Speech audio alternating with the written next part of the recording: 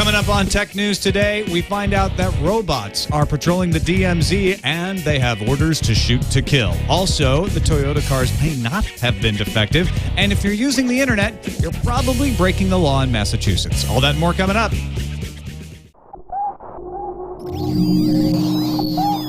Netcasts you love. From people you trust.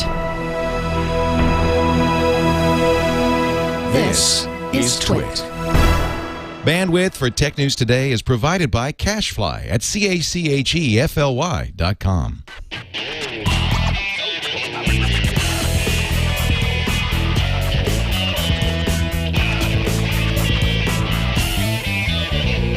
This is Tech News Today for Tuesday, July 13th, 2010. Tech News Today is brought to you by Slingbox. Watch your favorite TV shows when you're away from home with Slingbox. Check out Slingbox at a Best Buy near you or at slingbox.com. Welcome to Tech News Today. I'm Tom Merritt. And I'm Sarah Lane. Behind the board is our somnambulant producer, Erik Lanigan. Hey, guys. How are you? Hey, Garrett. That sounds good. You know, I don't think that's right, though. I think it means sleepy or something, and you're not sleepy. I'll have to look that up. I don't know. You look wide awake. This is the show where we kick around the tech news of the day along with you and try to make sense of it all. And, boy, let's try to make sense of what's going on in Massachusetts. What's going on in Massachusetts? I believe Are we allowed to IM each other still? I think when you look up nanny state, you get a map of Massachusetts in the dictionary. So why does Massachusetts have this whole liberal, we do everything first reputation among the states? Well, they're verging on socialist with this. Okay. It has Let's tell long the been good people at home what's going on. It has long been illegal in Massachusetts to provide minors with matter harmful to minors. Well, that makes sense. Sure. Okay. If you're giving something harmful to a In theory, minor, this sounds okay. that would be harming. That'd be harmful. Yeah. That should be against the law. The crimes against chastity, morality, decency, and good order. Well, this doesn't sound terribly liberal. It sounds fairly conservative. Good order. The law it's an old law, is my guess. The law targets obscenity, but only in its physical forms until now. In April, this harmful to minors law received a brief update, just a couple of paragraphs, but they now make it illegal to distribute harmful matter, such as I just mentioned, over electronic mail, instant messages, text messages, and any other communication created by means of use of the internet or wireless network, whether by computer, telephone, or any other device. So Why do they have to stipulate computer or telephone if they're going to say any other device? Wouldn't they just cut that out and anything. say any device? Apple Press, everything. Yeah. Everything's over. I understand that the idea of harming children and minors is the root of this, but does this apply to, if you're going to IM, let's just use that as an example again. I do a lot of IMing throughout the day. Something that is deemed harmful under these terms to a minor, okay. But what if I've just got a kid standing next to me and you send me something that's funny between the two of us and not harmful? That's why the ACLU is going after this reactionary law from this conservative Massachusetts that somehow has come into existence. They argue in its complaint that due to the very nature of the internet, virtually every communication on the internet may potentially be received by a minor and therefore may potentially be the basis for prosecution. Because internet speakers have no means to restrict minors in Massachusetts from accessing their communications, the act effectively requires almost all discourse on the internet, whether among citizens of Massachusetts or someone anywhere else in the world, to be at a level suitable for young children. What is going on out there? The act therefore bans an entire category of constitutionally protected speech between and among adults on the internet, and therefore, they say, it's unconstitutional. I tend to agree. And they also say because it inappropriately extends Massachusetts law over the entire internet, that it violates interstate commerce laws, too. I don't want any of those This is Red Sox laws on keep them off my body. Yes, seriously. My IM windows. Keep your Patriots and your Red Sox laws. Oh, wait a minute. I don't even know what All accent that Revere, is. Midnight Rides, whatever. Yeah. I don't know what's going on over there, Your but we don't Kennedys like it. And your Vampire Weekend. Are they from Boston? I don't know. They sing about Cape Cod. I figured they might be from Boston. Oh, I think they're from, they're Harvard kids or something like that. Anyhow, hopefully this Keep gets your Vampire struck Weekend down fast. Yeah. Because Massachusetts. we have had a federal version of this, the Child Online Protection Act, declared unconstitutional for the very reasons that the ACLU is arguing. Because you can't say the entire internet has to dumb down to the level of children. And the way the internet works, you can't just say making something available on the internet is therefore making it available to children. It's a lot trickier than that. It certainly is. You can have the Great Public Firewall of places, Massachusetts. Libraries, laptops in public Wi-Fi area. I mean, the whole thing is, this is not being defined well enough. That's for sure. Coincidentally, today the U.S. Appeals Court tossed out the FCC's indecency policy, thus retroactively legalizing wardrobe malfunctions. Yes. Do you think they'll get their money back the CBS will get their money back for the fine? Are we talking about Janet Jackson Super Bowl? Yeah.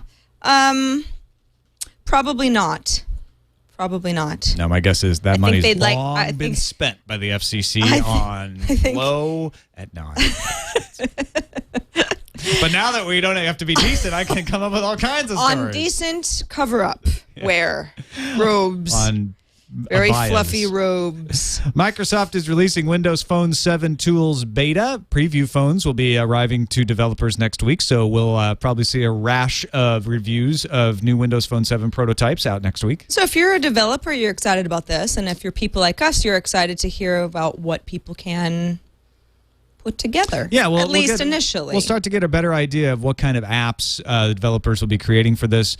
If you don't get a Windows Phone preview, like actual physical phone, they are also setting up centers where you can go to test out your apps so that you don't just have to use the emulator like Apple did with the iPad. They made everybody use the emulator, and then as soon as the iPad came out, everyone was in a rush to get an iPad to test out their app to make sure it actually worked on the hardware. What centers? Like a office building? Yeah, it's probably just an office somewhere where you can go check in and say, hey, I'm a developer, I want to install my app on a phone. I wonder where the office would be in San Francisco.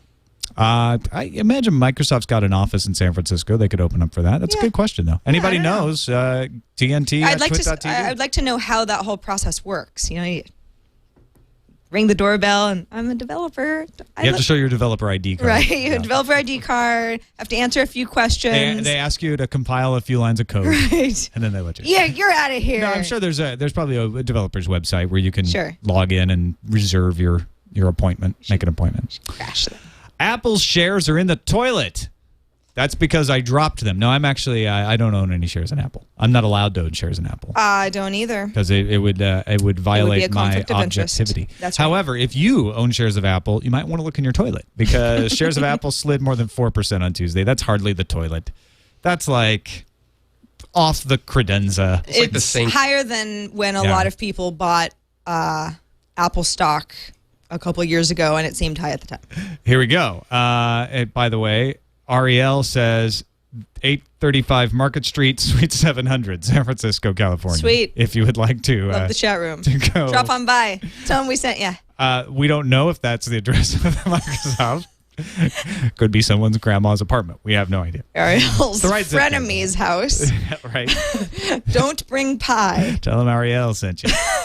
Shares of Apple slid 4%. Okay, a lot of people are thinking this because of the iPhone antenna, because Consumer Reports said we don't recommend the iPhone 4 after testing. We just can't recommend it. But if you happen to have one, you could put a little masking tape or duct tape over the other thing issue. that Consumer Reports did was they gave it a rating of 76 on their scale, which out of renders 100 it points. their favorite phone out of what's available It's today. the highest rating they've given to any phone on sale right now. But they don't recommend it. Ahead of the iPhone 3GS and the HTC Evo 4G. Now, I understand that doesn't necessarily mean, the highest rated phone that's not recommended by us means we don't recommend any phones, but it's also just kind of silly in general. Well, I would run in this from time to time when I was doing the top 5 at CNET, and I would go and I'd say, well, wait a minute, this phone had a higher rating, but it's not listed on your best 5. Right. And say Kent German, who does the reviews over there, would say, oh, well, my best 5 is actually saying these are the best 5 in 5 different categories. So if you just want the top 5 rated phones, that's a different list. But I don't think that's what's going on here. That's also not clear. Because the iPhone probably 3GS to is most pretty much people. exactly the same category as the iPhone 4. Right. So what they're saying is, we really love this phone. It's great in every respect, but we have a principled problem with recommending it because it's got this broken thing on it. Mm-hmm. So if Apple were to come out with a fix for that, then Consumer Reports would call it best phone ever. They might spell it with an A and everything. Yeah.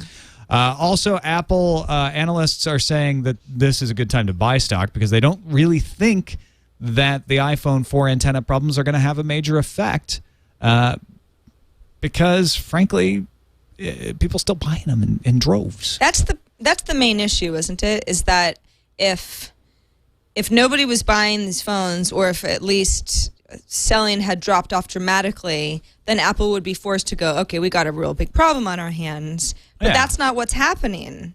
I mean, they're buying them anyway. You know? And I don't know about you, but I don't run into dropped calls in the course of using the phone regularly. I'm using a bumper. Okay, you're using a bumper. I also didn't buy my phone, so I feel as though I'm a little bit. I think certain things would be bothering me a lot more if I had parted with a large amount of money. Yeah. So I'm kind of just testing things out with my bumper, and especially since when I'm at home, which is a lot of the time, I've switched over to Wi-Fi, and my FaceTime calling, which I'm actually using pretty regularly, is not even a 3G thing. I'm not having a big problem. Are you not having a big problem? I haven't noticed any calls drop, but I have noticed a precipitous drop in my web speed, my data speed. If you hold it wrong? Yeah. Well, you're holding it wrong. Just don't hold it that way. I know. Problem solves itself. I think the thing here is that while you can prove that there is a problem, most people now know of that problem, and most people aren't running into it as an issue in their everyday life. Mm-hmm. We'll see if that changes, though. It may be that people like Erik will start to get tired of having to go, oh, right, I'm covering up the thing. It's in such a natural place to hold it. You just think if they had only made the seams up at the very top, it'd be almost impossible to touch them, but they had to put them at the bottom. Right. I have noticed that too, because now I think about it every time I hold the phone, is that, I mean, we've talked about this before, I have very small hands, so it's not as if they're always just going to cover the whole phone. I mean, I'm always holding it right there, always. That's just the way I hold it. Well, don't try to talk about this Consumer Reports review about the iPhone antenna on the Apple forums, because apparently they're deleting those. That's a good move. Although, Wired has reported that they're not deleting everything that has to do with the subject. Certain threads, popular threads, did sort of mysteriously disappear, so it causes one to wonder, what's going on over there? Sometimes it's not like they're wiping everything out. Sometimes moderators will delete threads because they're getting out of hand. They're getting out of hand, and people will are go, flame. Apple's censoring Consumer Report discussions, which is not necessarily true. Even if that is true, I would say Apple's forum moderators should be using a lighter touch in this arena right now than they might normally, because you want to let this brush fire burn itself out. You don't want to, Right. As soon as you start hiding things and deleting things, you look guilty, or even appearing to. Yes, exactly. I like to think maybe it's because somebody called somebody else a doo-doo head or something. Yeah, said, we're shutting this. It's down. a lot of different threads for that to happen, but you could just delete that part of the post instead of the whole thread. Very true. It is a common scorched earth policy on forums to just say, you know what, fine, we're getting rid of the whole thread. Now you have nowhere to complain about the co-host. No, there's nothing like that. Last week's heat wave prompted another eruption of that perennial question: if I get a plug-in car, will I cause disaster? Because it would bring down the power grid if all these people plug in their electric cars all at the same time. I didn't realize that this was some sort of a question that was keeping people from wanting to buy electric cars. I was up all night last night thinking about bringing down the grid here on the West Coast. Like, what if I made it's been my about Prius 65 for the last couple of weeks, and we don't have AC. And I might cause more fog. It's the marine layer. Yes, marine layer. So, but this is people are really concerned if a lot of people got electric cars, our already strained electrical grid might not be able to hold up to it. Exactly. But it sounds like, in fact, it's not really that big of a problem. No. Or potentially, what did they say? Something like to be charging your electric car overnight would be akin to having 5 plasma TVs on. Not that you have 5 plasma TVs on, but it's the influx of plasma TVs has not caused grid crashes. Right. So one would expect that an influx of electric cars, at least at the very beginning, would not cause grid crashes. Although the article, I kind of what I did like about this. First of all, we can rest easy, or you can anyway. I was resting just fine, but you don't have to worry. If you could plug in an electric car and you'd be okay. But what if, Tom? Yes. You've got a Prius, so you're already kind of green tech. If you went full electric and you installed an EV Volt wattage, whatever you call those things, in your garage. Well, what if like 5 other people on your cul-de-sac do the same Don't thing? live on a cul-de-sac. Well, Stop saying that. You know what I mean. I just like that word, cul-de-sac. So you're talking about a bunch of tree-hugging hippies get plug-ins on the same node. Yes, And exactly. blow the transformer because they've got them all plugged in at once. Exactly. To have, and the thing is that electric cars, yes, people are going to be buying them, but they said something like of the 300 million cars on the road, there are only going to be 10,000. What's the new the Chevy Volts that are they're probably going to be sold to consumers in 2011, right? So the number is still pretty small. So if you're peppering them throughout the population, on that sort of levels, not a really big deal. If 10 people happen to live on your cul-de-sac, then you might have a regional issue, a physical regional issue. I just go with it. Yes, cul-de-sacs are cool. So me and all the other suburban people on the cul-de-sac at our Priuses, sure, blame the Toyota owners like everyone did with the crash stuff, with the recall. Turns out the U.S. Department of Transportation has analyzed dozens of data recorders from Toyota Motor Corp and found that the accidents were not caused by any kind of electronic failure. They found at the time of the crashes, throttles were wide open and the brakes were not engaged. It's Pebcaswa. Wait a second here. Problem exists between share and steering wheel. So how many instances are we talking about here? Well, several hundred. Several hundred instances of folks saying... Some drivers who said their Toyota and Lexus vehicles surged out of control were mistakenly flooring the accelerator when they intended to jam on the brakes. God. Now... Sounds like something my grandmother would do. Wall Street Journal hastens to say the findings don't exonerate Toyota from 2 known issues blamed for sudden acceleration, sticky accelerator pedals and floor mats that can trap accelerator pedals. But the findings show that in a sample of reports in which a driver of a Toyota vehicle said the brakes were depressed but failed to stop the car from accelerating, they were actually pressing the accelerator, not the brakes. So if I can just infer... This is actually an issue that was affecting cars, and then people who are bad drivers learned about this issue and have it in their heads and do stupid things on the road and go, accelerator, bad accelerator, something wrong with my car. Yeah, it was a minor issue, and then a bunch of people said, hey, that happened to me. And then it's actually it went crazy. It's a common thing when people panic to hit the wrong pedal. And that's why they don't have, when you learn to drive, you don't have your left foot on the brake and your right foot on the accelerator. You have to move the feet over because if you're panicked, you'll do both. Exactly. I remember that from summer school. Although in most modern cars, if you do both, the brake takes precedence. Really? Yeah. I've never tried. Yeah, don't try it. I've always wondered what happens if you kids. pull your e-brake when you're going down the freeway at like 65. Yeah, you'll ruin your brake. Okay.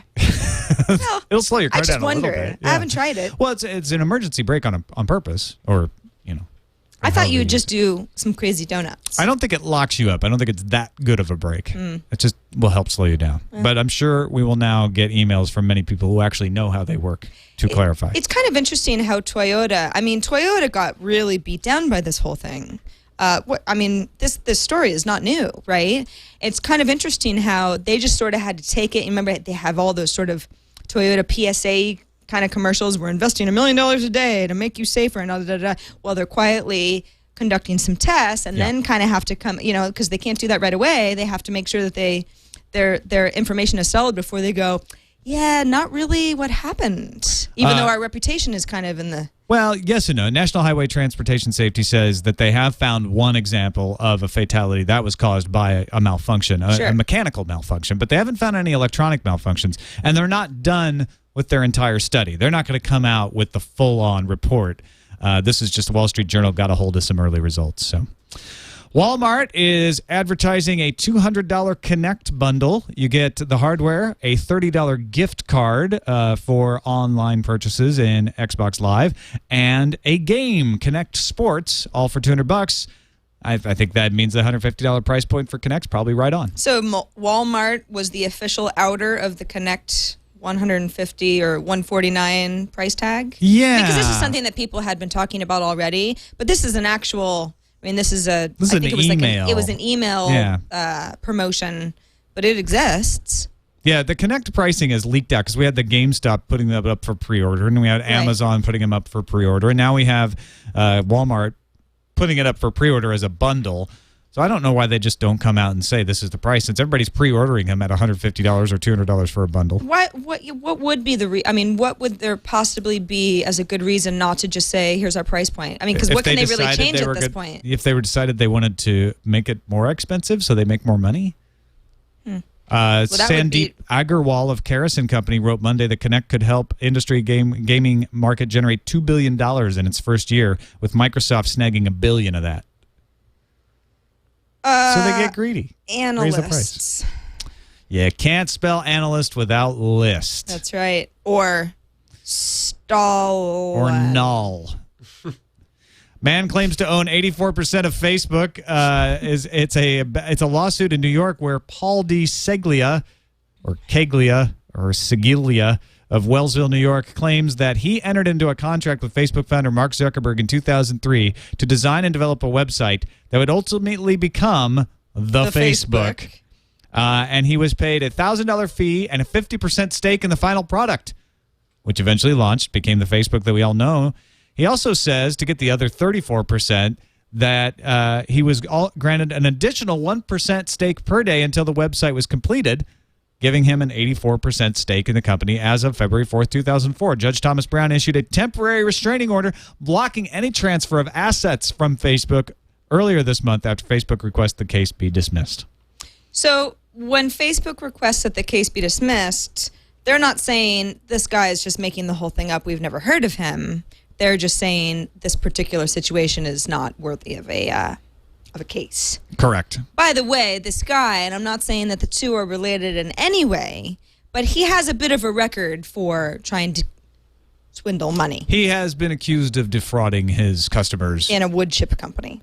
That's your friend in the wood chipper there, huh? What are wood chips, by the way? Well, I wasn't going to ask this, but I figure I might as well just be honest. I don't know what they are. Where you throw a bunch of you can buy a bag of wood chips at the hardware store and then you throw them down, and it makes a little bed. So it's like rock keeps the weeds down kind of thing, and looks kind of cute. Yeah, we have a bunch in our backyard now that I have a backyard. I see, it's like desert landscaping on my cul-de-sac. On your cul-de-sac, yeah. I knew it. What's right, next? A hammock? Right next to the zinnias. During a few hours of last week's East Coast heat wave, thousands of megawatts worth of electricity, enough to power hundreds of thousands of homes, were temporarily removed from the grid through a virtual power plant. This according to Martin LaMonica at CNET.com. Essentially what's going on here is pretty cool. Power companies are making deals with demand-side resource providers.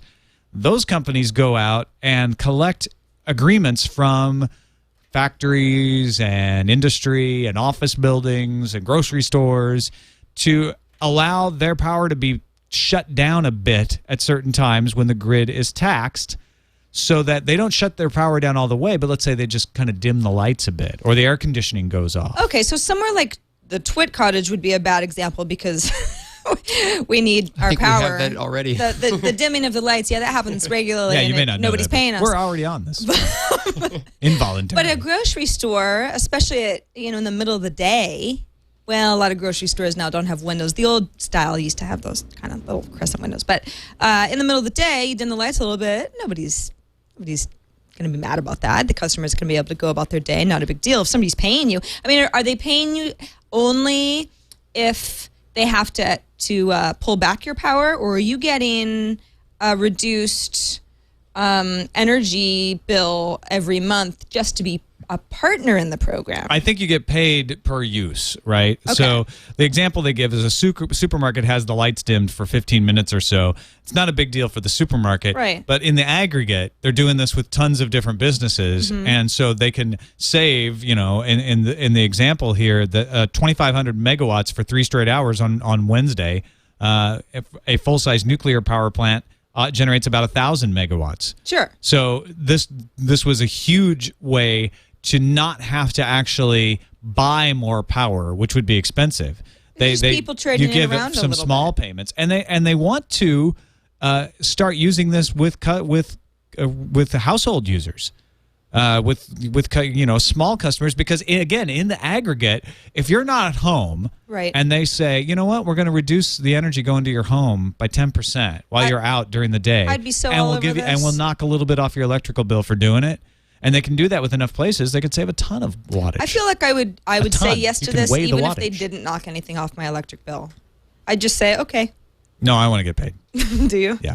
But I think it's a good I idea. don't know. I just like the idea of I like the aggregate idea of this whole thing.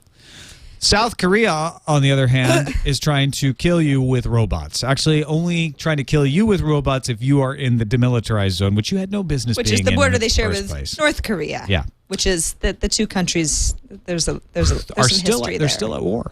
Technically, they're in an armistice. They have never declared peace. Really? Yeah. So tell me more about the robot. You're right, the robot. South Korea is developing a remote-controlled sentry bot on the border with the North. If the command center operator cannot identify possible intruders, the robot's audio or video communication system, by the communication system, the operator can order it to fire a 40-millimeter automatic grenade launcher or a gun. What if the guy up in the tower, lost a contact or something? I don't know who that is. Fire a robot, and it's a colleague. It does, the way they wrote this, it does Makes it suggest, sound very... I don't know who that is, but it's the DMZ. And essentially, if you're out there in the DMZ and you can't show who you are, even to a robot, you're gonna, you're going to get shot. If you're wandering in the DMZ, robots will probably shoot you. That is the way things go in Korea. Apparently. I'm not laughing because it's funny. I'm laughing because it's like video game come to life. Well, I feel like this is the premise of a video game that would be very popular. How could this possibly go wrong? The robots would never Contacts. turn on you, No. would they? They're only going to fire when ordered Afraid to. I can't aren't shoot him, they? Dave. I'm sorry, Dave. This war doesn't make sense. I think you're the cause. All right. Let's move on and check what is on the calendar. A lot going on in the calendar. Tom, the calendar's full today, this week. By the way, speaking of today, now this is a big deal, everybody. It's the last day that Windows 2000 and Windows XP Service Pack 2 will receive support and patches from Microsoft. Last day ever. So hurry up and Long update. after many of us stopped thinking about Service Pack 2, today is really the last day. Windows XP SP3 users will still be supported. Yeah, starting tomorrow, Service Pack 3 will be required to receive support and hot fixes for Windows XP. By the way, and Eric, I believe that this was your trivia that you supplied us with. 74% of work PCs still run XP on hardware averaging 4.4 years old. Can you believe that's 74%? Well, That's the funny just thing- how bad Vista was. Yeah, I mean, at first glance, I was like, "Whoa, that's crazy," but it kind of makes sense when you think about it. The other 20% are Windows 286. And you're one of them upstairs. Upstairs, that's my computer here Yeah. at the TWiT cottage. Yeah.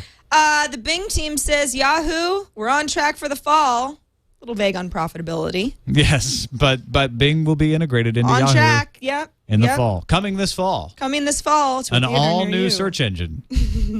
Bing and Yahoo together. And today, Tom, you may have seen a little bit on the Twitter, a little rumbling, some tweets, Yeah? some tweeting about Geekness Day. What is I this? saw some twittering, yeah. What is this Geekness Day? Well, apparently it's the official Embrace Your Geekness Day. And I thought, well, this is kind of cool. Where did this originate? Well, Not geekiness, it's geekness. Geekness, yes, which is already sounds a little bit strange. Apparently a company or website or whatever they are called Wellcat Holidays have some copyrights on some days that have themes, which How do you I don't copyright? I don't think they're. I don't know how that works. Should this website even have the rights to Geek Day? I mean, look at their website. I know it's the worst website ever made. Would they make it in GeoCities? No, I think that's Angel Fire. I love their cat. It's a well cat, so it's happy. Anyway, so Wellcat as well. this website says, you know what July 13th is, everyone? It's Embrace Your Geekness Day. And I'm a little surprised that so many people have kind of jumped onto this, but they have. What makes it a geek? What makes you geeky? I'm glad you asked that, Have Tom. geekness. Into dungeon games, comic Yes. books, and Yes. doing vampire dress What? up. Spend endless hours going strange places on the internet. You're a geek, and this is the day to roar. Vampire Roar. dress up. Well, listen. What if you okay. dress up like a werewolf? You're not a geek. What if you play dungeon games that are not dungeon D&D kind of game? But I think that's what they meant. Oh. From look at vampire dress up. Listen. Yeah. I like to call myself a geek. I think we could all say that we're geeks in our own special ways. I like to hope that I attain that. You level. do more vampire dress up than I do. No, I don't. So I've heard. Not by much. I'm, you know, I stick to board games when dungeons are involved. Mm-hmm. But some of this is just, I don't know. I don't know why Wellcat gets to tell us what geekness means. Well, but if you're into it, today's the day to celebrate. So embrace your geekness. Embrace your vampire dress up. On to the voicemail. 260-TNT show is our phone number. You can give us a call, ask us a question pertaining to the show, or make a comment is even better. Here's actually someone providing information about how we fix this whole silent car problem we've been talking about. The last word. Hey, TNT Show. This is Brandon with Silent from Florida. The whole thing with the silent hybrids is really easily solved with a Vrombox. It's VROOM box. They've been shown on Pit My Ride, and you can make the engine sound anything from a Shelby Cobra to a Harley Davidson to a Vespa scooter. I don't really see what the big deal is. Oh. Well, okay. You didn't have to be like that, but thanks. Yes. Pull up. Get your Vrombox up. Pull up Vrombox. Let's take a listen to one of some of our choice. These are car ringtones. How to make your car sound like something else. Yeah, the idea with these though is not like make it sound like a TIE fighter or anything. It's to make it sound like a cool car. So they have like Porsche ringtones, so it's like Bugatti ringtones. It's like doing the obnoxious muffler thing without actually doing it. Yeah, there you go. Like this. Listen to those pipes. Oh, this is what I want to hear idling outside my apartment window. Yeah. Absolutely. You're going to be my best friend if you get one of these. I'm going to bring over a boombox and play this outside your window. Question for you. Is this tied to your accelerator, or is this just happening as you sort of it's automatically triggered, so assume it's in the right location, one would think. By the way, Pit My Ride is still on. Didn't know that. I don't know. Must have been. It's also on the Harleys. It's a Vespa scooter right there. That's not a Vespa scooter. That's what it's labeled. Vespa scooter sounds Name like this. That. Well, it sounds like that when you're not right next to it. When you're it's off in the distance. It sounds like that. All right, let's go to our next voicemail, which this one is directed towards you, Sarah. Okay.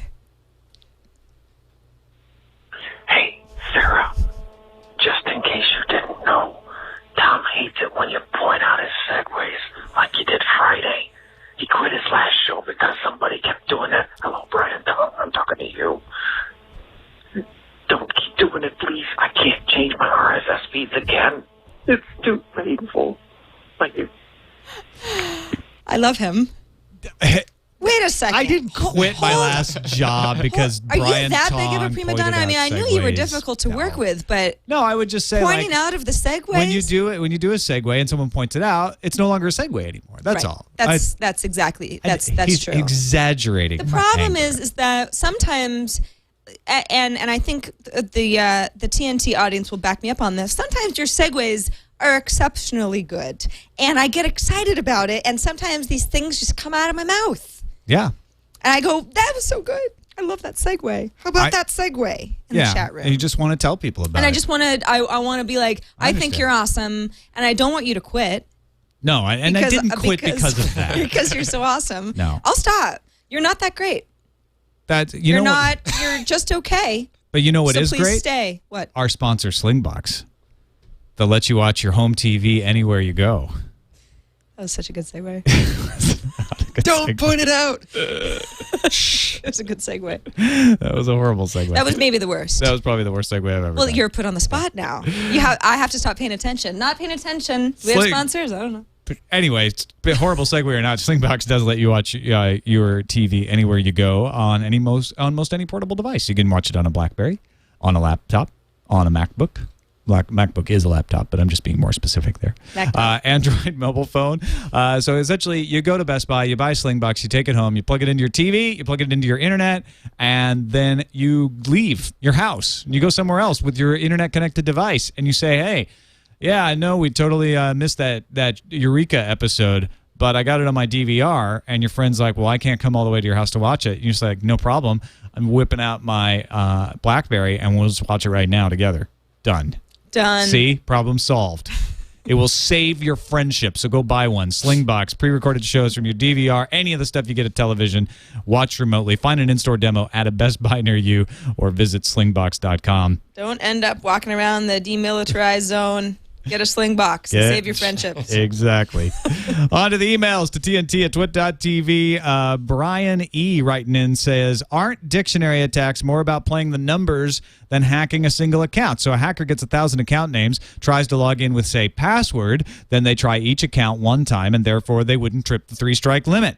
Playing the averages, they should find at least one account that works. Next, they can try another common password after taking a break. Lesson, use LastPass with secure, unique passwords. And, of course, William Gibson talked about LastPass a lot on Security Now. Steve Gibson. I did it again, Steve. I'm sorry.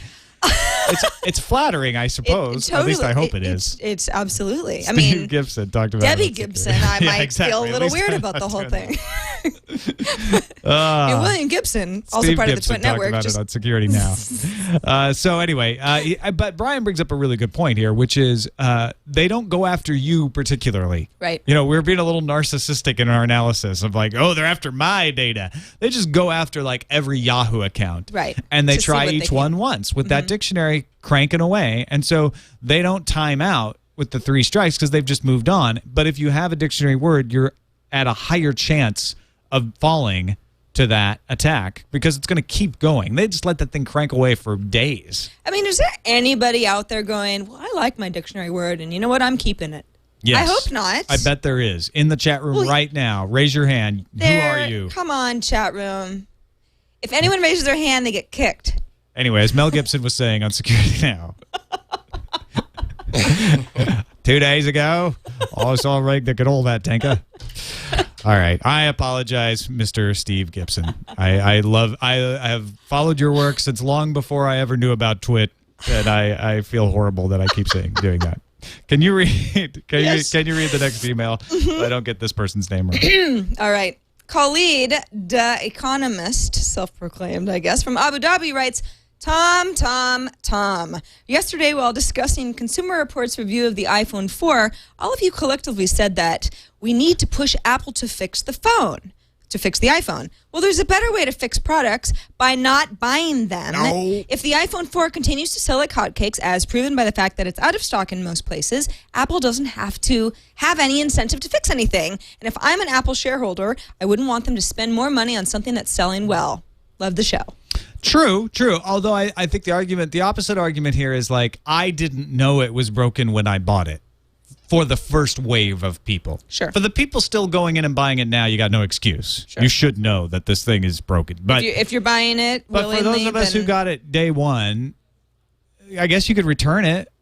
You might have to pay a restocking fee, but you could fight that. And it goes back to my point before: is people seem to still want it anyway. That's I mean, I think Khalid.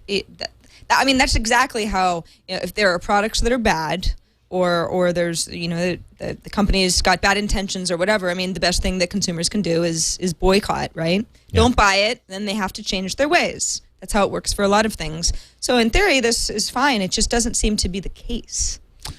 Greetings from Flagstaff. That's not how Trisha talks, but she did write that. I am a technology teacher in the beautiful mountains of northern Arizona, and they are beautiful. I've driven through them several times. Your segment on Google's new app inventor caught my attention on episode 29. I took a look at what Google is offering. That block style of programming has been used for a long time by the folks at MIT. Scratch is a free download for any operating system that teaches people the basics of programming in a simple way. My colleagues and I have worked with elementary-age kids to adults with great success using Scratch. Since Scratch does not specifically offer the ability to create apps for Android, App Inventor could be a natural extension of the learning of users of Scratch. Thanks for the heads up. You heard it here. Teachers love it. Children of all ages, App Inventor, as I said yesterday, will be learning to program, and it's perfect if you've been using Scratch in your curriculum already. It can plug that right in and say, okay, you guys are familiar with how this works. Now we're going to make a smartphone app. Totally. And I want to see what kind of smartphone apps come out of your classrooms. That's fantastic. Thanks, Trish, at the Flagstaff Unified School District, for writing in. What grade does she teach? She doesn't say. It sounds. She says elementary age. Well, she says, she says elementary, and she says she's taught programming from elementary age kids to adults. Okay. So it sounds like it's a broad spectrum. It's cool. I love the idea of any teacher, but especially elementary school teachers being like, this is awesome. I'm going to introduce this right away. I'm into it. I like that too. Yeah. All right, folks, thanks for watching TNT. Of course, you can get in touch with us. TNT at twit.tv is our email address. You can phone us, like our callers did today, 260-TNT-SHOW, 260-TNT-SHOW, or find us on the web at twit.tv/TNT. See you next time.